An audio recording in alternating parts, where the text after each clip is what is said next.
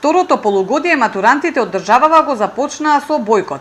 Причината е неисполнувањето на нивното барање на место 4 да полагаат 2 предмети од државната матура, мајчин јазик и втор предмет кој ќе биде од областа која матурантот планира да ја студира. За сега нема расположение кај надлежните за взаемно решение, велат во Сојузот на средношколци, а доколку ова не се промени, најавуваат и протести. За моментот не знаеме дали тие ќе прифатат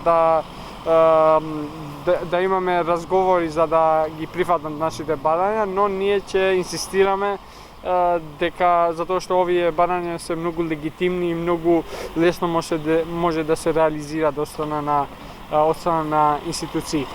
Средношколците повторно бараат и да се изнајде начин учениците полека да се враќаат во училишните клупи.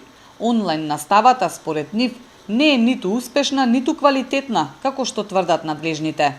Првото полугодие беше успешно затоа што така го кажат институциите во јавноста, но ако си дел во наставата, знаеш дека не е така. Нашата држава е единствена во Западниот Балкан и во соседните држави што уште не ги има отворено училиштето од март 2020. Ќе се направи една година што учениците не се во училиште.